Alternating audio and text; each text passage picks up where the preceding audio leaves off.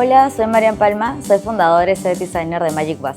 Somos especialistas en diseñar sets con personalidad hechos a mano, ya que con eso obtenemos piezas únicas.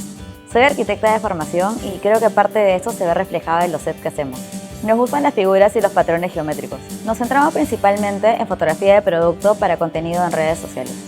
He trabajado para marcas como Brio, Mindot y Art Toys. También soy codirectora del área de diseño y experiencia de los eventos de TEDx Tucuy en Perú. Siempre trato de explorar en proyectos personales nuevas formas de dar vida a las imágenes más allá de la fotografía. Una de las cosas que más me apasiona es trabajar con materiales reales. Gracias a la combinación del craft con la postproducción digital, logramos imágenes increíbles listas para compartirse en las redes sociales. En este curso de doméstica te explicaré cómo materializar una idea visual y convertirla con formas, texturas y colores en una fotografía de producto. Usando todos nuestros recursos crearemos un set para fotografiar un producto. Haremos una propuesta interesante y coherente que pueda ser mostrada en diferentes plataformas. Para empezar te contaré quién soy y cuáles son mis influencias. Después escogeremos un producto para armar nuestro propio setting partiendo de un boceto y una paleta de colores.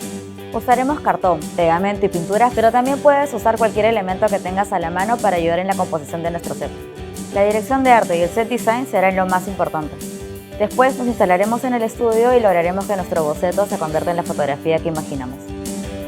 Para crear las piezas del set necesitarás cartón corrugado, polcote, cartón maqueta y cartulina de color, reglas, papel, lápiz, tijeras, cuchilla, un cable blanco, hilo de nylon y una superficie para cortar, sprays de pintura y masking tape, una pistola de silicona y silicona líquida. Para hacer este curso necesitarás conocimientos básicos de fotografía, Photoshop.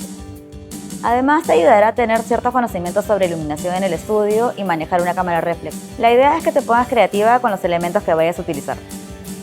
Este curso está dirigido a todos los seres humanos que estén interesados en la fotografía, pero sobre todo a los que le quieran dar un nuevo concepto a su trabajo utilizando sets creados a mano como elemento principal, porque no todo 3D se hace con una computadora.